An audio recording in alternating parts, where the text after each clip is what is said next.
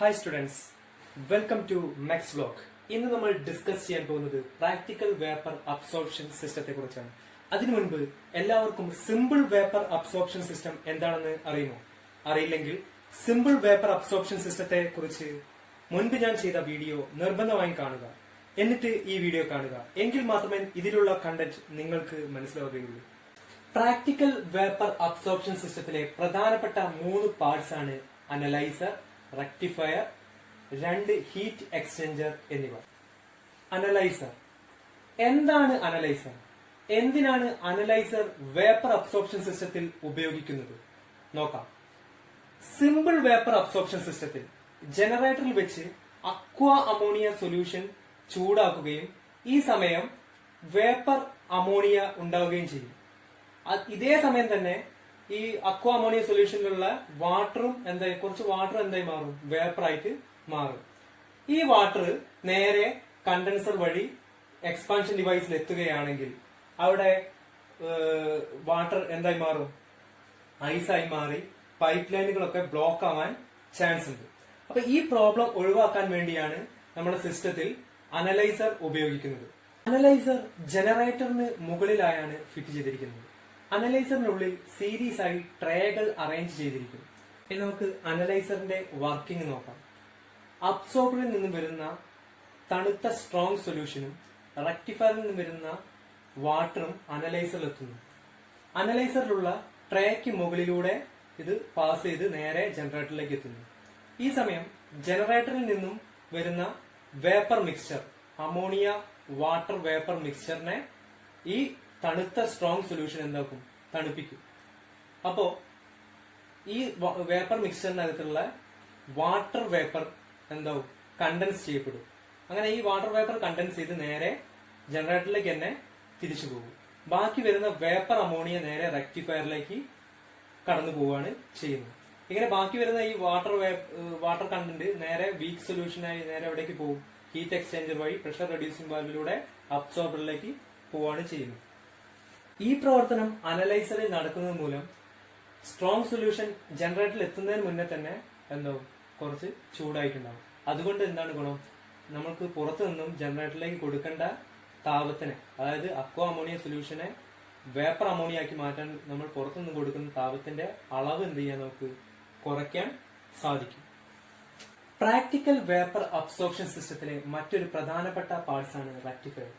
അനലൈസറിൽ വെച്ച് water vapour മുഴുവനായും ഒഴിവായിട്ടില്ലെങ്കിൽ അതിനെ ഒഴിവാക്കാൻ വേണ്ടി നമ്മൾ സിസ്റ്റത്തിൽ വെച്ചിരിക്കുന്ന വേപ്പർ കൂളറാണ് റെക്ടിഫയർ അല്ലെങ്കിൽ ഡീഹൈഡ്രേറ്റർ.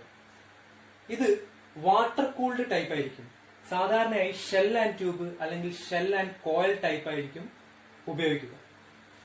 അനലൈസറിൽ നിന്നും വരുന്ന വേപ്പർ അമോണിയയെ വീണ്ടും തണുപ്പിച്ച് അതിലുള്ള വാട്ടർ കണ്ടന്റിനെ ഒഴിവാക്കുക എന്നതാണ് റെക്ടിഫയറിന്റെ ധർമ്മം. ഇങ്ങനെ വരുന്ന വാട്ടർ കണ്ടന്റിനെ ഒരു ഡ്രിപ്പ് റിട്ടേൺ പൈപ്പ് വഴി അനലൈസറിന്റെ മുകളിലേക്ക് എത്തുകയാണ് ചെയ്യുന്നത്. അടുത്തതായി പറയാനുള്ളത് ഹീറ്റ് എക്സ്ചേഞ്ചറിനെ കുറിച്ചാണ്. പ്രാക്ടിക്കൽ വേപ്പർ അബ്സോർപ്ഷൻ സിസ്റ്റത്തിലെ മറ്റൊരു പ്രധാനപ്പെട്ട ഭാഗം തന്നെയാണ് 2 ഹീറ്റ് എക്സ്ചേഞ്ചറുകൾ. ഇതിൽ ഒരു ഹീറ്റ് എക്സ്ചേഞ്ചർ വെച്ചിരിക്കുന്നത് പമ്പിനും ജനറേറ്ററിനും ഇടയിലായാണ്. മറ്റൊന്ന് വെച്ചിരിക്കുന്നത് ഇവാപറേറ്ററിനും റിസീവറിനും ഇടയ്ക്കുമാണ്. പമ്പിനും ജനറേറ്ററിനും ഇടയിൽ വെച്ചിരിക്കുന്ന ഹീറ്റ് എക്സ്ചേഞ്ചറിന്റെ ധർമ്മം എന്തെന്നാൽ ഈ വീക്ക് സൊല്യൂഷന്റെ ടെമ്പറേച്ചർ കുറയ്ക്കുക, അതുപോലെ തന്നെ ജനറേറ്ററിലേക്ക് പോകുന്ന സ്ട്രോങ് സൊല്യൂഷന്റെ ടെമ്പറേച്ചർ കൂട്ടുകയും ചെയ്യാം. ഇതാണ് ഇവിടെയുള്ള ഹീറ്റ് എക്സ്ചേഞ്ചറിന്റെ ധർമ്മം. ഇങ്ങനെ ഈ സ്ട്രോങ് സൊല്യൂഷന്റെ ടെമ്പറേച്ചർ കൂട്ടുന്നത് മൂലം നമ്മൾ ഈ ജനറേറ്ററിൽ കൊടുക്കുന്ന, അതായത് ഈ അക്വ അമോണിയയെ ചൂടാക്കാൻ വേണ്ടി നമ്മൾ പുറത്തുനിന്നും കൊടുക്കുന്ന ഹീറ്റിന്റെ അളവ് നമുക്ക് എന്ത് ചെയ്യാൻ കഴിയും? കുറയ്ക്കാൻ കഴിയും. ഇനി നമുക്ക് ഇവാപറേറ്ററിനും റിസീവറിനും ഇടയ്ക്ക് അല്ലെങ്കിൽ കണ്ടൻസറിനും ഇടയ്ക്ക് വെച്ചിരിക്കുന്ന ഹീറ്റ് എക്സ്ചേഞ്ചറിന്റെ ധർമ്മം എന്താണെന്ന് നോക്കാം. ഇതിനെ ലിക്വിഡ് സബ് കൂളർ എന്നും വിളിക്കുന്നുണ്ട്. ഇതിനെ ലിക്വിഡ് സബ് കൂളർ എന്ന് വിളിക്കാൻ കാരണം ഇവാപറേറ്ററിൽ നിന്നും വരുന്ന low temperature vapour refrigerant heat എക്സ്ചേഞ്ചറിൽ വെച്ച് കണ്ടൻസറിൽ നിന്നും വരുന്ന ലിക്വിഡ് അമോണിയ റെഫ്രിജറന്റിനെ വീണ്ടും തണുപ്പിക്കുന്നു. വീണ്ടും തണുപ്പിച്ച് എക്സ്പാൻഷൻ വാൽവ് വഴി ഇവാപറേറ്ററിലേക്ക് എത്തിക്കുന്നു. ഇവാപറേറ്ററിൽ വെച്ച് തണുപ്പിക്കേണ്ട സ്പേസിൽ നിന്നും കൂടുതൽ താപത്തെ സ്വീകരിച്ച് വീണ്ടും low temperature vapour ammonia refrigerant ആയി നേരെ ഹീറ്റ് എക്സ്ചേഞ്ചർ വഴി അബ്സോർബറിലേക്ക് എത്തുന്നു. ഇതാണ് ഹീറ്റ് എക്സ്ചേഞ്ചറിന്റെ വർക്കിംഗ്.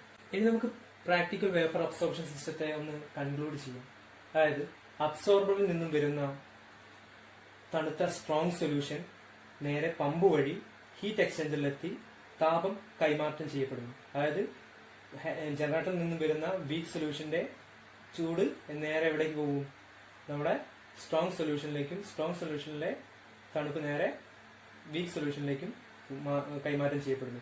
ഇങ്ങനെ നേരിയ ചൂടുള്ള സ്ട്രോങ് സൊല്യൂഷൻ നേരെ അനലൈസറിൽ എത്തുന്നു. അതുപോലെ തന്നെ റെക്ടിഫയറിൽ നിന്നുള്ള വാട്ടറും നേരെ അനലൈസറിൽ എത്തുന്നു. അനലൈസറിൽ വെച്ച് എന്താവും? ജനറേറ്ററിൽ നിന്നും വരുന്ന വേപ്പർ മിക്സ്ചറിലെ വാട്ടർ കണ്ടന്റിനെ എന്താക്കും? കണ്ടൻസ് ചെയ്യിച്ച് വേപ്പർ അമോണിയ മാത്രം നേരെ റെക്ടിഫയറിലേക്ക് എത്തുന്നു. ഇങ്ങനെ റെക്ടിഫയറിൽ വെച്ച് വീണ്ടും എന്താവും? അതിനെ തണുപ്പിച്ച് അതിലുള്ള വാട്ടർ കണ്ടന്റ് ബാക്കി എന്തെങ്കിലും ഉണ്ടെങ്കിൽ എന്ത് ചെയ്യും? ഡ്രിപ്പ് റിട്ടേൺ പൈപ്പ് വഴി വീണ്ടും അനലൈസറിലേക്ക് തന്നെ എത്തും. ബാക്കി വരുന്ന വേപ്പർ അമോണിയ വീണ്ടും എവിടെ എത്തും? കണ്ടൻസറിലെത്തും. കണ്ടൻസറിൽ വെച്ചിട്ട് എന്താവും? കണ്ടൻസേഷന് വിധേയമായി ലിക്വിഡ് അമോണിയ റെഫ്രിജറന്റ് ആയി മാറി റിസീവറിലെത്തി. റിസീവറിലൂടെ വീണ്ടും എവിടെ എത്തും? നമ്മുടെ ലിക്വിഡ് സബ് കൂളർ എന്ന ഈ ഹീറ്റ് എക്സ്ചേഞ്ചറിലേക്ക് എത്തും. ഇവിടെ വെച്ചിട്ട് വീണ്ടും എന്തായി മാറും? ഈ ലിക്വിഡ് റെഫ്രിജറന്റ് തണുപ്പിക്കപ്പെടും. ഇങ്ങനെ തണുപ്പിക്കപ്പെട്ട ലിക്വിഡ് റെഫ്രിജറന്റ് വീണ്ടും എക്സ്പാൻഷൻ വാൽവ് വഴി ഇവാപ്പറേറ്ററിലെത്തി ഇവാപ്പറേറ്ററിൽ വെച്ച് എന്താവും?